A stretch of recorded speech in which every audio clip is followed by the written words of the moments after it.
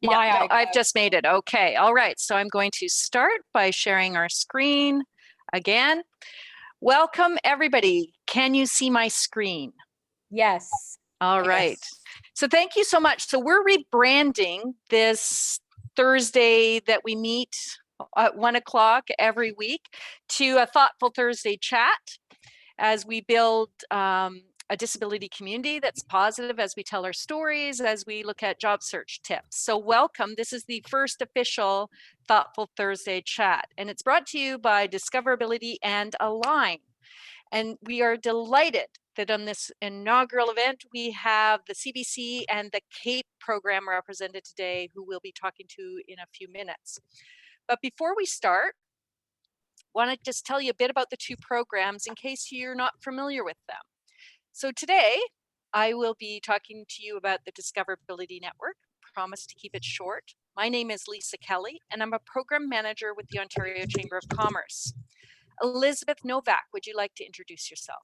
Thank you, Lisa. I'm very pleased to be here today. My name is Elizabeth Novak, and I'm a program coordinator with the Discoverability Network and the Ontario Chamber of Commerce. Great. And I'm also pleased to be here with my colleague, Elizabeth Moeller. So Liz, as she goes by, would you like to introduce yourself? You bet. Thank you. I'm Liz Moeller. I work at Ryerson Magnet as a project coordinator of inclusive hiring on the Align project.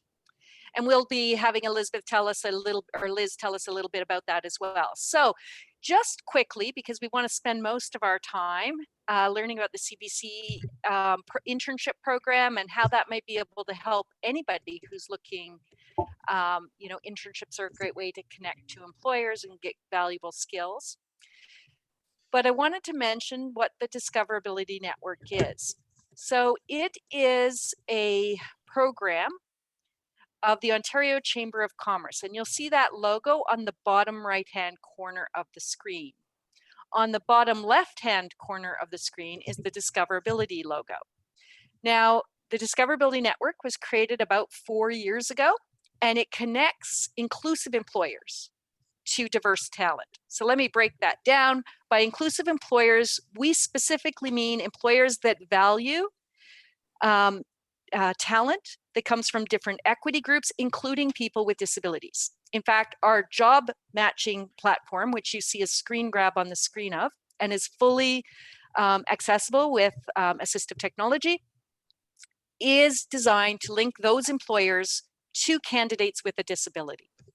So if you have a disability and you've always kind of worried a little bit about disclosure and accommodations, and is that employer going to be open to a wide range of talent and your unique skills and abilities, as well as, respecting the fact that you may do some things differently, this is the website where you should be looking at signing up. You create a profile. It's non-searchable, meaning we protect your privacy, but it does connect you with job opportunities where you match the skill set with those employers. We also provide free training and resources. We provide, I usually co-deliver with both Elizabeths, as I call them, Elizabeth Moeller and Elizabeth Novak, and on a wide range of topics. And every Thursday, we have open training that we try to bring stories that we think are really of particular interest, but we can also arrange something with your unique group. If you come from a college or a university, or if a high school, we'd be happy to come in and talk to you, accompany. And finally, invitations to free events and networking opportunities. So if you have any questions, I'm going to get Elizabeth Novak to put her name and her email in the chat, and you can reach out to Elizabeth. We'll also share this very short deck with you, and a link to the recording after this session. And please, please, please feel free to reach out if you need help setting up an account, if you want to access some of the free training. We're here to support you. Liz, would you like to tell us a little bit about Align? Sure, thanks so much, Lisa. So Align is able to be accessed through Magnet and through Discoverability. So if you have an account, you can sign on in. If not, you can sign up and create one. And Align is a personality assessment that's free for job seekers to take. So it's not a test, it's an assessment. And the idea behind it is really that it allows you in a strengths-based way to get to know your personality traits, qualities, attributes, and what makes you successful in a role. So it's 44 questions. You can answer at your own leisure. There's no time limit. There's no essay questions. It's just strongly agree to strongly disagree. You tick off what makes the most sense for you. So you might say, I strongly agree, I work collaboratively with others. And you'll go through all those. And at the end, you get this really cool report, which I'll get my friend Lisa up here. And it really details for you using a nice visual layout what your colors are, what your strengths are. What's nice is you can take this and actually use this to craft a cover letter. Maybe you're applying to the CBC CAPE program, or to use this language in an interview when employers say, tell me about yourself. You're using strengths-based language. So Lisa, would you mind just describing what the report looks like? Well, I could, but I do not have that slide in this deck, Elizabeth. Awesome.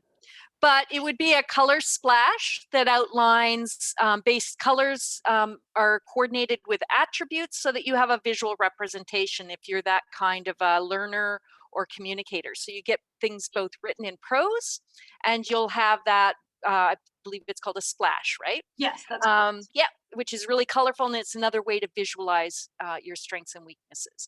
Elizabeth and I both share a lot of red. Yes. Yeah. So that's language like task-oriented, outcomes-focused. So I encourage you to check it out, and I'll pop the link into the chat as well as my email, and I'll turn it back over to our hosts. Great. So today we're going to get to the interesting part now. We have two speakers that are joining us from the CBC. So I am going to introduce Cathy Katrib-Reyes, and then Elizabeth Novak, I'll ask you to introduce Cathy Browne.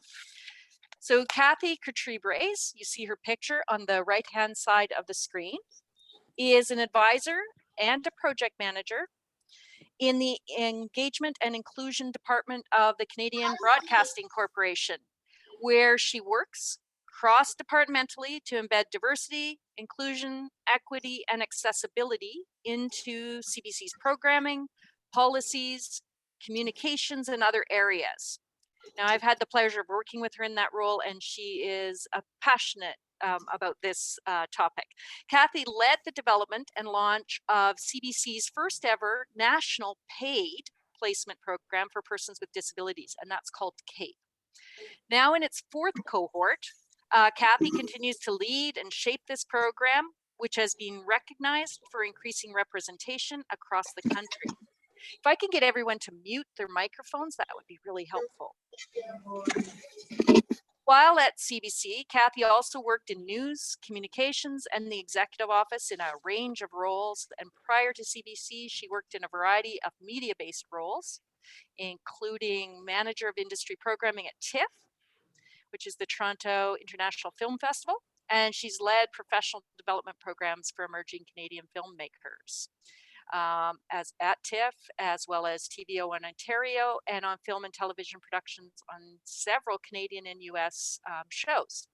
As an Arab Canadian with an invisible health condition, she's passionate about equity, accessibility, and diversity within the media industry. She has an Honours Bachelor of Arts from the University of Windsor, a project management certificate from Ryerson, and an inclusive management certificate. Welcome, Cathy. Cathy K, we'll say Cathy K. All right, Elizabeth, would you like to introduce Cathy B? Okay, it would be my pleasure to introduce Cathy Browne. So Cathy Browne, she's an associate producer on the early edition with CBC Vancouver, and she's the creator and producer of Access Denied, which is kind of Cathy's own blog or column. And Cathy Browne has worn many hats, and she's been seen in them as well.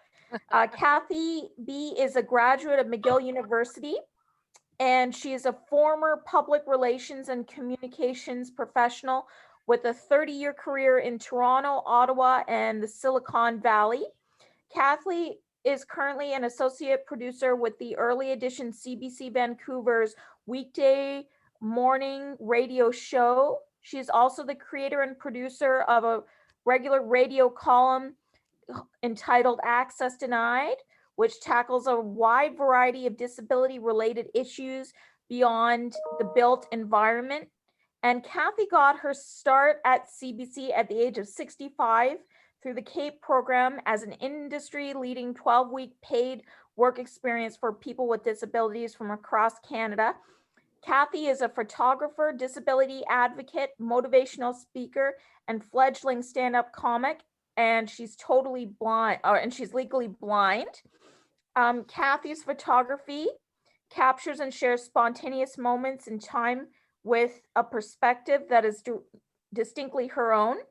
And in addition to all this, to shooting media events, arts and culture, fashion, nature, and her cats, Cathy has also photographed prime ministers, actors, chefs, authors, musicians, and occasionally international celebrities, including Oprah, Anthony Bourdain, Steven Tyler, and Penn and Teller. Oh my goodness.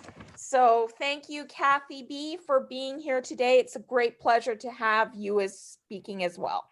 Great. And if I can get you both unmute your mics now, because we'll start with asking a couple questions of you. So thank you for joining us, first of all.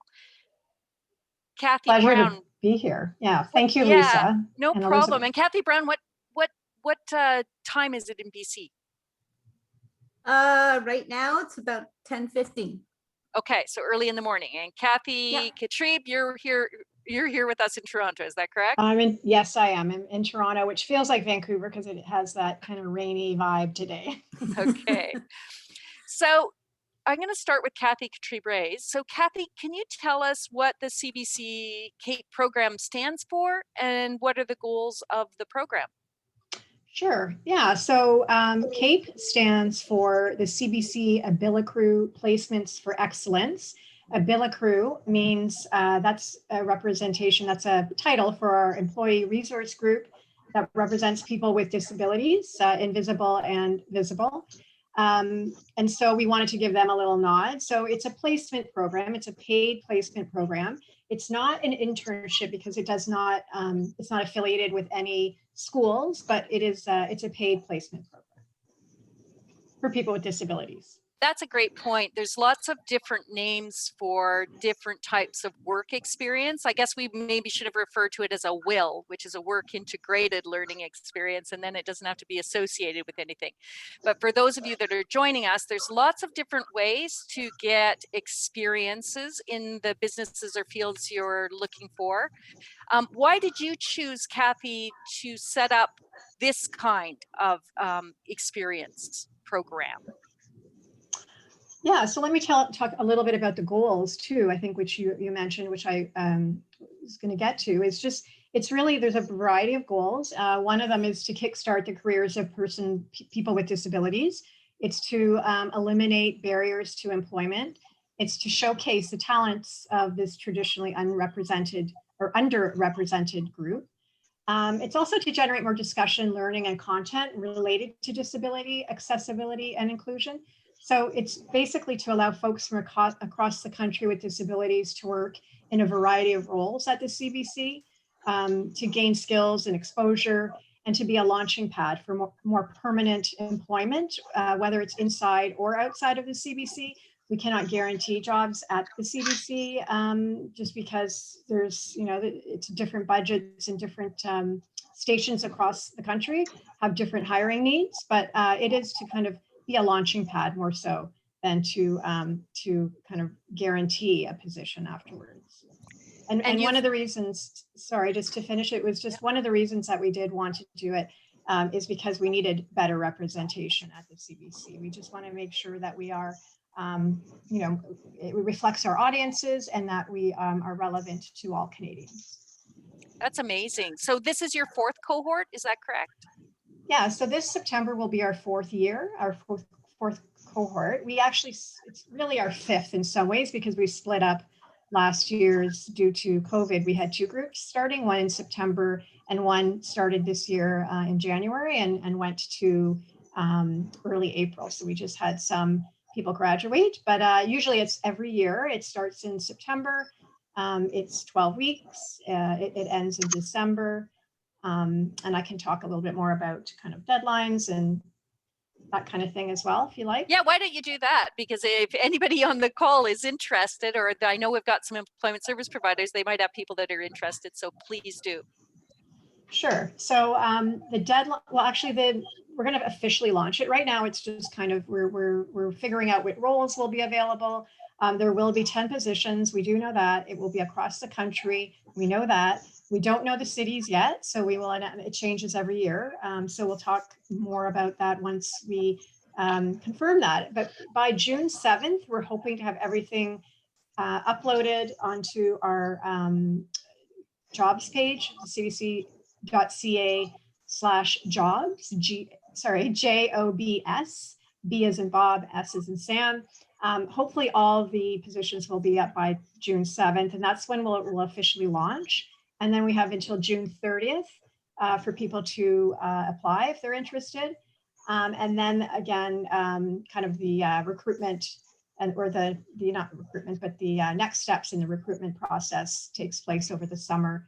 And people are usually officially welcomed by mid-August, and then they start in September. So we kind of give quite a lot of time just to kind of make sure we give the applicants some time, and then we also just find the right people, and we start just because it's also over the summertime too, and we want to just have a little extra time there. How did the whole program originate? Like, what was how did you get started in this? Yeah, so my colleague Kai Black brought up the idea. Excuse me, he's a CBC executive producer in music. He's legally blind, and he's also one of our, he's the founding co-chair of Abilicrew, which is our employee resource group, which I had mentioned for people with disabilities. And he just saw a gap in representation of people with disabilities at the CBC, and he's just someone who just kind of works on representation a little bit at the side of his desk, and just made it a big kind of goal for him to get something like this started. So this happened before I came back to the CBC, and then it was greenlit, and then it was piloted right after that. So it kind of went quickly after that, but it started in 2018 as a pilot. And now it's pretty much a yearly program. Yes, I've met Kai. He's great. He also plays a mean game of Jenga. Everybody stay away if there's a Jenga board nearby. So what sorts of jobs, Cathy, are available through the program? Is it like journalists, or what is it? Yeah, so it's a variety. There's some researcher positions for journalists. There's communications assistant positions. It changes every year, so it depends on which hiring manager is interested in what they're pitching.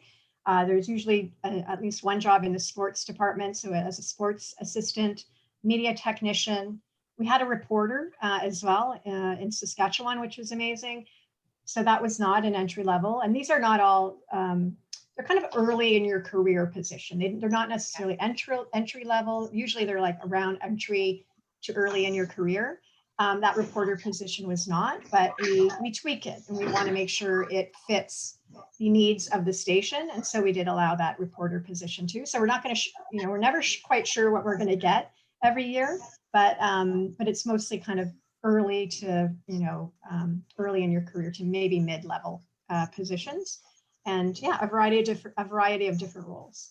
And what do you think, what types of skills or education, I know you say it's earlier, qualities even, are you looking for?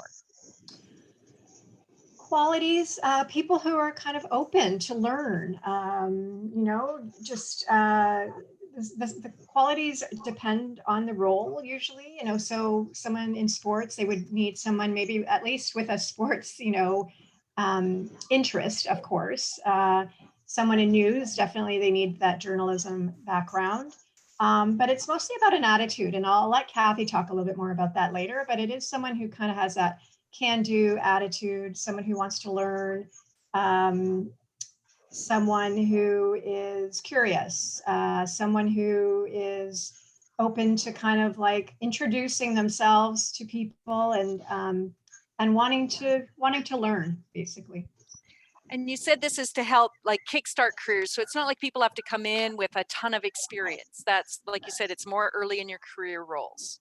Exactly. It's for people who are early in their career. Some people have started right after school, and some people have started years after school. And of course, Cathy started she'll tell you more, it's a whole new career for her. She had been working in PR for many years. So yeah, so it is kind of like interesting that way, that there's not one size that fits all. It's not like a templated approach. It's just kind of her job by job and people by people. I confess, I met Cathy and Cathy before, and Cathy Browne, so welcome. And you're just so full of energy. And actually I met her and I said, oh, I have to have her on something because she's just remarkable. So Cathy, tell us about that. Like, tell us what skills they were looking for, how you got recruited with a disability at 65. Please tell us. I'm happy to. Before we do that, if we're finished with the slide, can we change the view so I see people? Because right now I'm only seeing a little column. That's better. Hi, everybody. I definitely wasn't fresh out of school. And I definitely had some grounding in a career for more than 30 years. But CBC was something I always wanted to do. And I was always a little intimidated about, oh, I could never do that. But really, PR and communications was actually a really good grounding for me in applying to the program, because almost in a way like a mirror image of what I'm doing right now, and you know, pitching ideas, finding different people to talk about subjects. You know, you're in PR, you're always looking to tell a story, and I'm doing a lot of the same things now. I'm telling stories, and it really hasn't been that different. But certainly what Cathy's saying about qualities, you know, curiosity is one of the big ones. Enthusiasm is another. You know, the ability to step into a situation and be kind of flexible with it, because, you know, depending on what role you have, certainly for me, as part of the news and current affairs group, I started out as a researcher. You know, you have to be a little bit nimble when you're in that area, because especially this year, there's so much news being thrown at us that we need to be nimble, and we need to be flexible, and that certainly was something that I learned very early on. But I think, you know, just an openness to whatever comes, whatever happens, and the desire to get as much out of the opportunity during that 12-week program as possible, and just go with it and enjoy it, because it's going to be a once-in-a-lifetime experience, and it's going to be as good as you put into it. I'm going to let Elizabeth Novak ask you some questions around that. And then I'm going to actually ask Liz to talk to you a little bit about mentorship, because I know Liz has a real interest in mentorship. So Elizabeth, over to you. All right. Well, thank you very much, Lisa. So I guess Cathy B, how did you really become aware of and apply for the CBC CAPE program? How did you hear about it? Well, actually, it was quite accidental. I've been on social media for, well, it's 13 years this year. And so I have, you know, quite a circle of you know, friends, colleagues, people I've known over the years. And I was perusing Facebook one night, and the CBC CAPE post popped into my feed, and I pretty well almost died of happiness when I saw it, because I thought, oh my God, I could do this. So the first thing I did was shared it across the board and said, anyone who can apply for this, do it now. And then I sat down and wrote an email immediately and sent it. And thought, well, I don't have a prayer because I'm too old. But I waited, with bated breath for about 2.5 months, and finally heard back, got an interview, which was quite an intense interview. I had 4 people interviewing me all at the same time. And then waited and got the opportunity to join the program. I was that year, 2019, I was one of 9 people across Canada who was part of the CAPE program. That's really amazing. How did you find the interview process for the program? Was it difficult? Was it intimidating? I've been through a few interviews in my life, but I didn't find it a new experience. I actually found it quite an open and welcoming and pretty, it was thorough, but it wasn't intimidating in any way.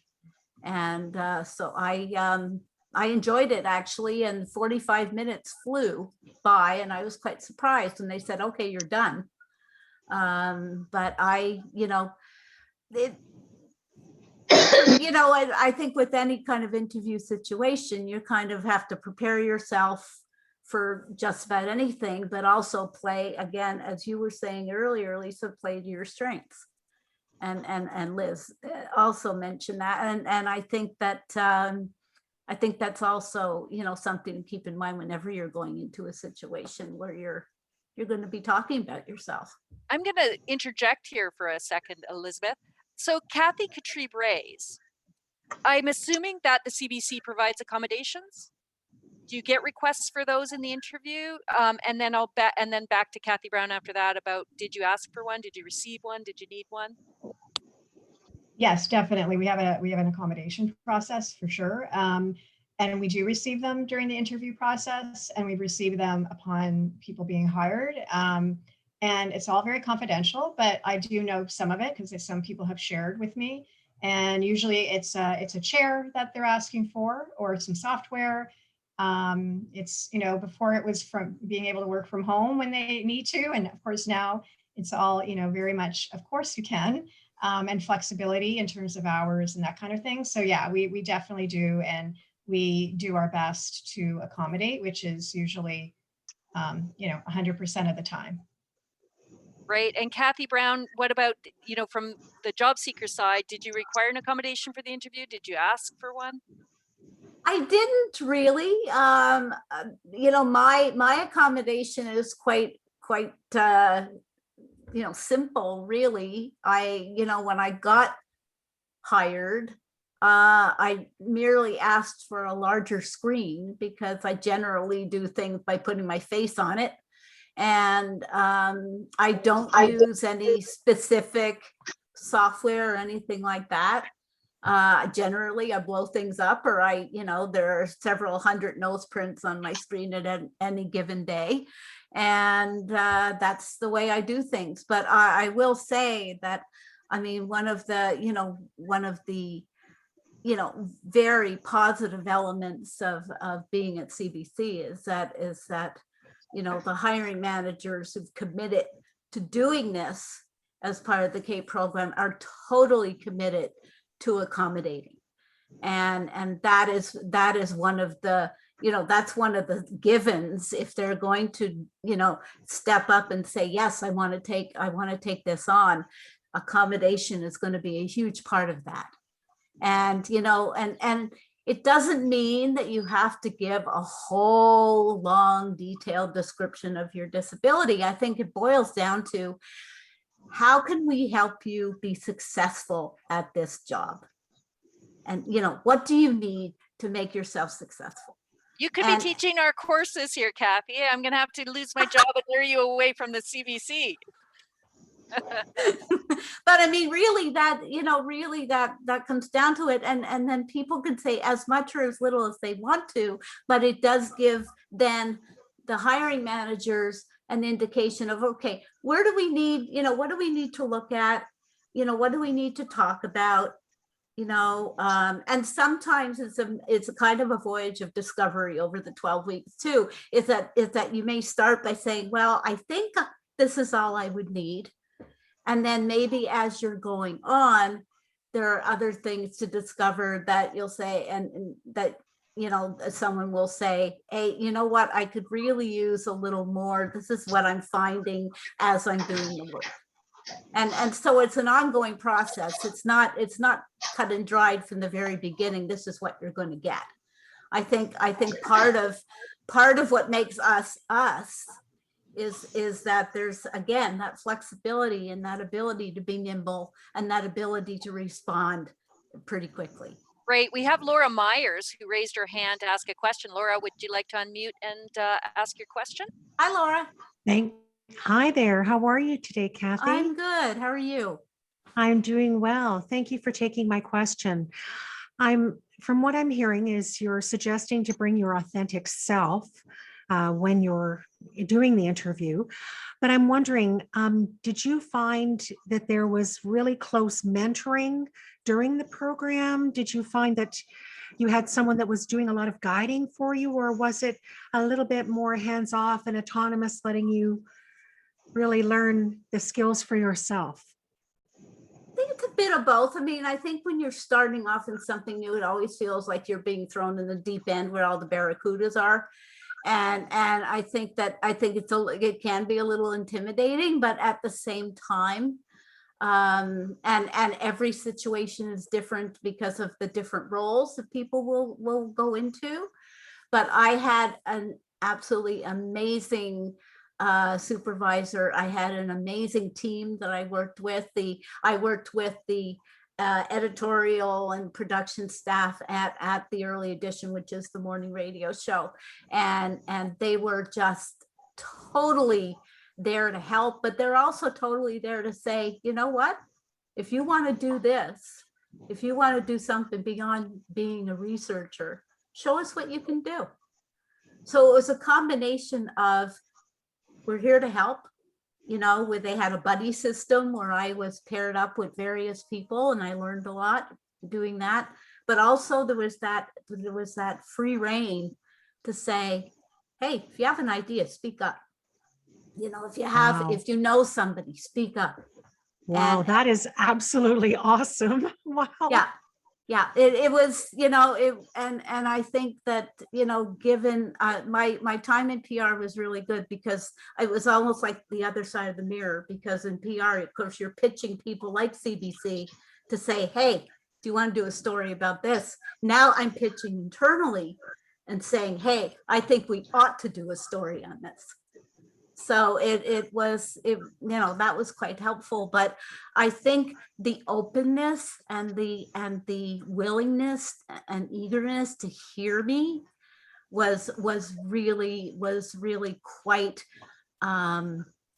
amazing and very, very welcome.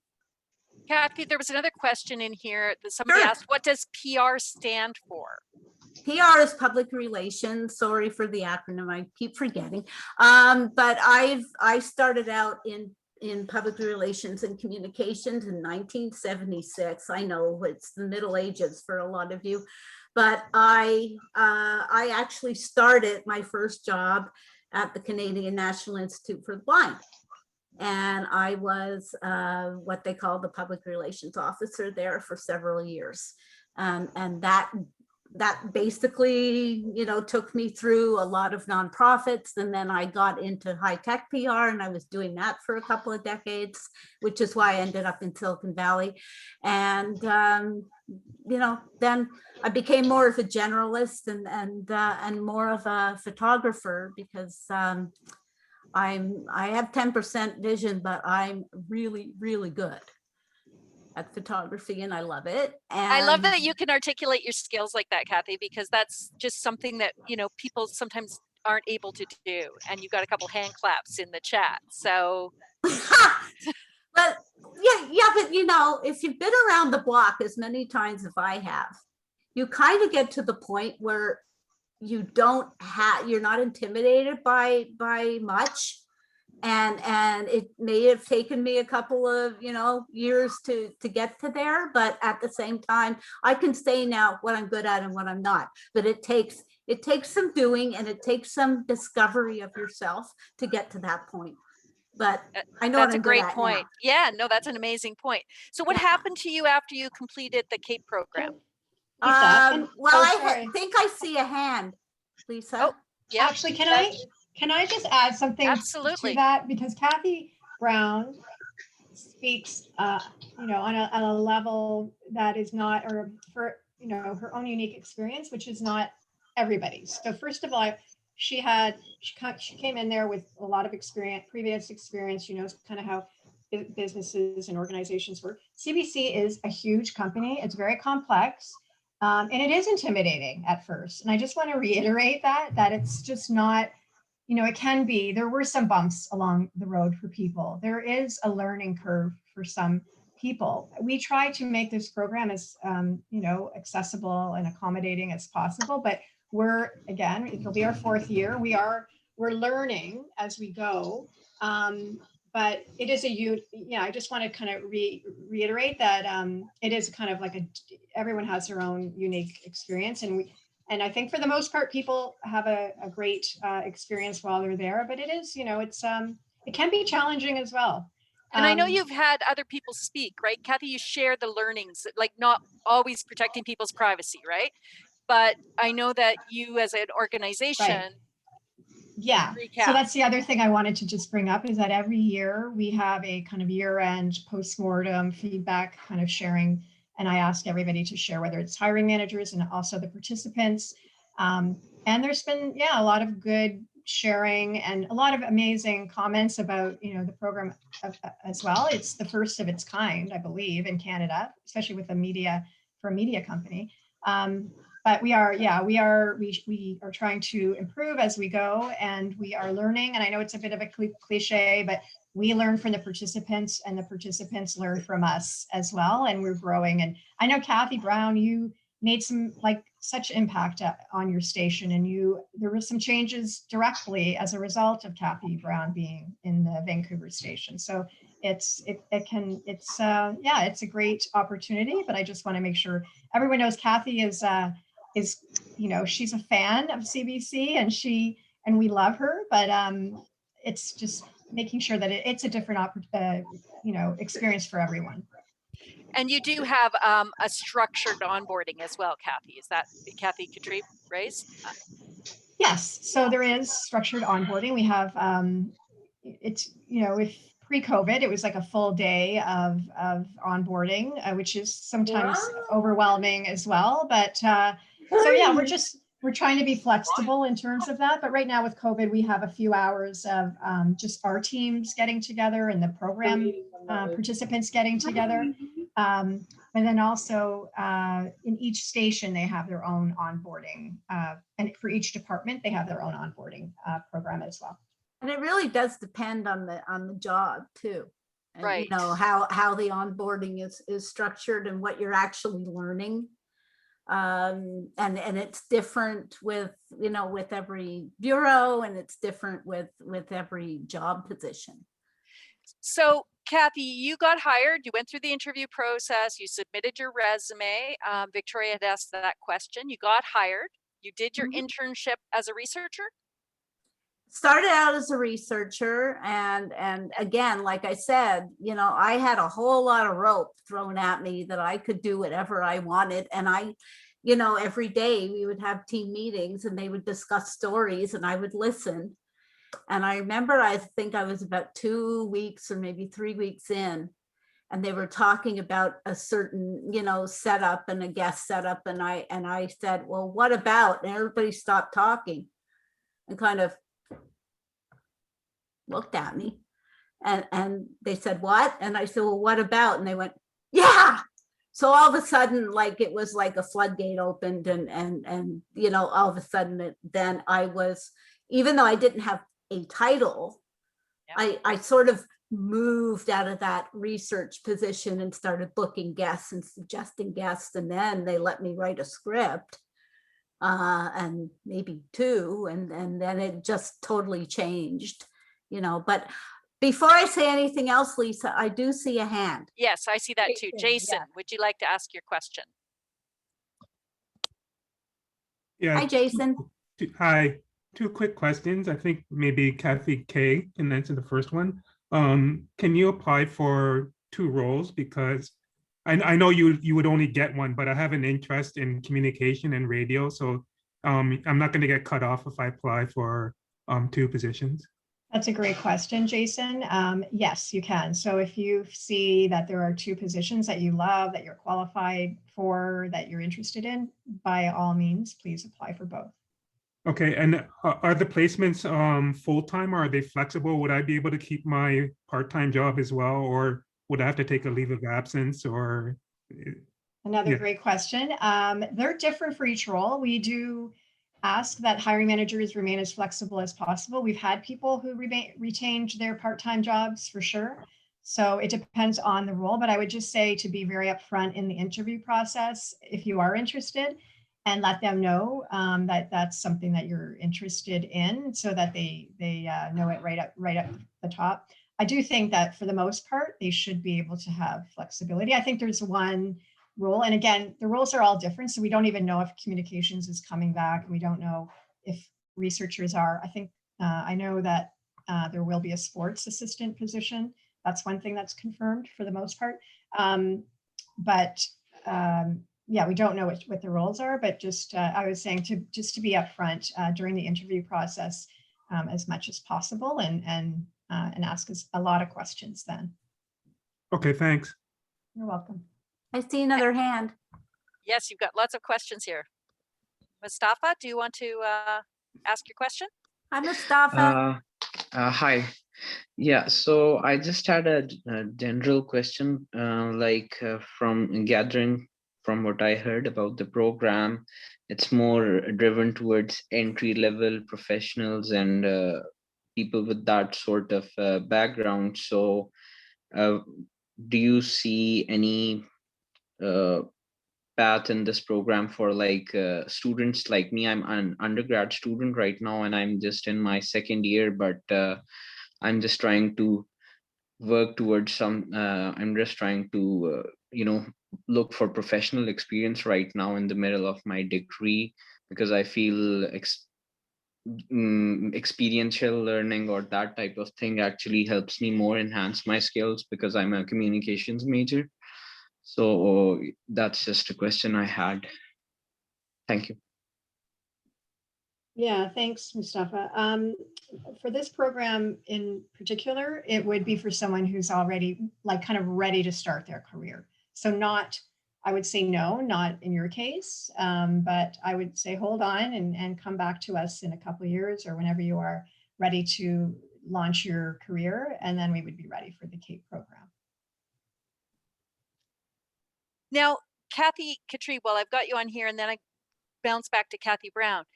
So you have the placements, and does it automatically lead to a full-time job? I believe you said no, but I believe it did with Cathy. So I'll let you start, and then we'll go to Cathy Browne. Yeah, I mean, that's the thing with Cathy Browne. It's not an anomaly, but it's a great indirect, or a byproduct of the program. She did land a more permanent role. It is hard to get full-time roles at the CBC, especially as a researcher and in journalism. But there are a variety of roles that are available. It's just different for each station. And no, there is definitely not a guarantee. So again, it's just kind of like to come in, get those 3 months of work and be a launching pad for another job outside of the CBC or potentially in the CBC. But it's definitely not like a lot of people kind of come in thinking, I tell them this 10 times throughout the program, and it's still kind of like in their minds, it's like, I want to stay on, and I'm going to stay on. And then a couple people will stay on, but not everyone does. And so we have to just abandon that as a goal. It's more about just getting hands-on experience while at the CBC. Yeah, and I think that's an important factor and an element of people understanding that even 3 months full time gives you a skill set that can take you somewhere else. So, Cathy Browne, you've had, a long career in PR, and those qualities probably contributed to you getting this job offer, but without those, maybe you wouldn't have had the same skill set. So people have to be somewhat patient as you build your skills so that you end up with those jobs you want in the end. So really valuable skills, but not a guarantee of jobs. Victoria, did you have a question? I was just gonna ask, what does CAPE stand for? And CBC, that's all. Thank you. Yes, CAPE is the CBC, so the Canadian Broadcasting Corporation. It's our public broadcaster, and it's the Abilicrew, which is our employee resource group. That's what they're called, Abilicrew. And then placements, which is like an internship program for excellence. So we just wanted to recognize that people who are hired on are they're going to be the cream of the crop. When they apply, they are they're ready to start their careers. They're beating out successful applicants, and quite a lot of them, because this does generate a lot of applications. I have to just warn everybody too. There's a lot of competition to get in, but it is So that's what CAPE stands for. Thank you, CJ. Everyone. My question is this run only once a year, or do you take applications and put out job postings like multiple times a year? So it is just once a year. It's every September the program launches officially with, the jobs actually start in September. In June is when we have our applications that are ready to apply for. So yeah, it is just once a year for now anyway. So, but I will say that CBC is a member of Discoverability. They do post jobs regularly on the board. So please, if you have a disability and you're looking to get a job, sign up. You can be connected, right? So there's opportunities there, and whenever they come up, we do post them. I did want to add that. Thank you, Lisa. Yeah, of course, you don't have to be part of the CAPE program. CAPE is just it's very particular. We do add, we offer quite a lot of like professional development and support for people. But please feel free to apply to any of the jobs that if you're qualified, please go onto the job sites. I know, Lisa, you work with our team too for the Discoverability, and there's quite a few. There's always media technician positions available, and there's a few departments that hire quite a bit. So please, check it out and feel free to apply. Don't wait for the CAPE program. Yeah, absolutely. Victoria, I see you've still got your hand up, but I'm going to try to limit to one question per participant so that we get to hear from everyone. Thanks. So Cathy Browne, back to you. You did your internship. Tell us what's going on now. Well, and I'll say too that I had no expectations coming into it.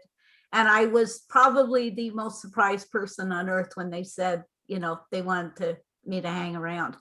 But I kind of, as I sort of moved from that research position, started taking more on, then I actually became an associate producer at the early edition. And that was, that involves, pitching ideas, finding guests, booking guests, writing the scripts for the host, and doing all that stuff to actually produce the show the next day. And I'm one of several people. There's usually at least half a dozen of us all working on a show for the next morning.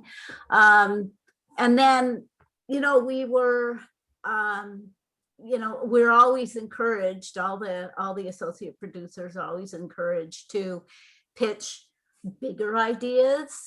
And so after talking to myself a whole lot, I actually got the nerve up to pitch an idea called Access Denied, which would be taking a look at a lot of the barriers and obstacles and inequities that are associated with disability that have nothing to do with the built environment, nothing to do with ramps and Love it. and that sort of thing. So, you know, focusing on healthcare, focusing on financial resources, focusing on education, focusing on all those things that really aren't talked about all that much. So I proposed it, and shockingly, they said yes. And I started to I produced my first segment, I believe it was almost a year ago. I tried to do the monthly. I haven't done one in a couple of months because I was tied up with some other things. But I you know, started to examine different things that people would actually rate me and tell me, you should look at this because this is a problem.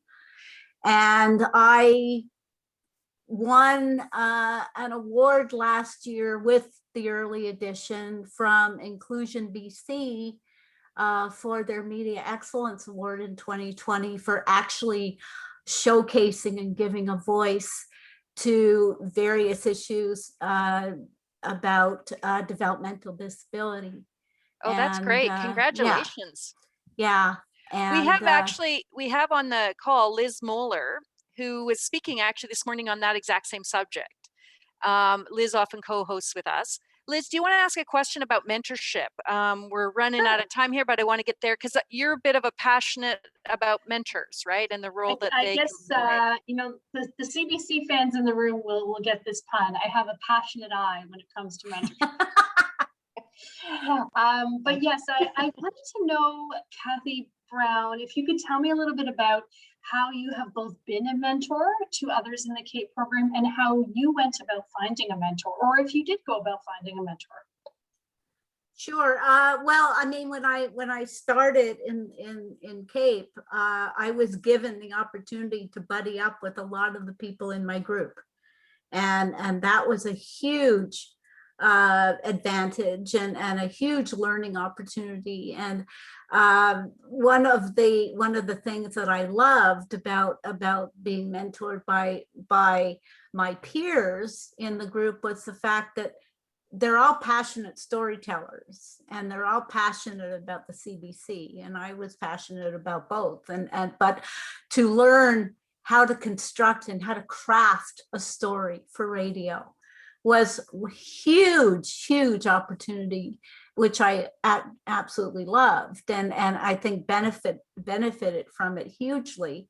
But you know, I was very honored to be asked by Cathy K in terms of coming to help mentor the CAPE cohort from January to April this year. And it was one of the most amazing experiences for me, and really loved it, and helped, you know, in this pandemic year to maybe refocus and reconstruct CAPE a little bit in terms of giving that learning opportunity and that opportunity to meet various CBC people a new platform. And that was meetings like this, where the group met all kinds of different CBC personalities from different roles. And I think it worked really well. It was very well received, and you know, as long as we're not in the offices and gathering personally, I think it ended up being a very good thing to do. So I was very honored to do it, and I'll do it again in a heartbeat. That sounds amazing. And Kathy Katrib-Reyes, I'm going to let you wrap up. And what advice would you give to people, job seekers with a disability, that are just generally looking for employment opportunities and then are specifically looking with the CBC? And Cathy Browne, thank you so much. You're just amazing. And Cathy Katrib, I love you too. So yeah, so I'll let you end on that.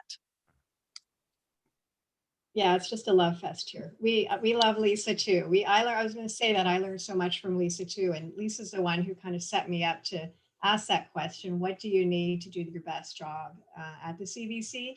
and to make sure we ask everyone that.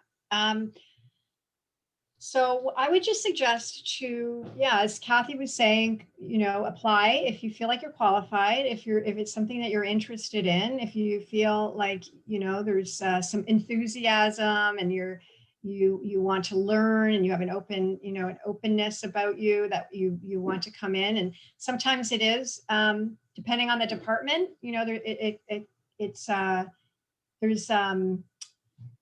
there's like opportunities to learn and there's professional development, and yeah, there's a lot of different, we have a speaker series now that Cathy Browne has so wonderfully managed.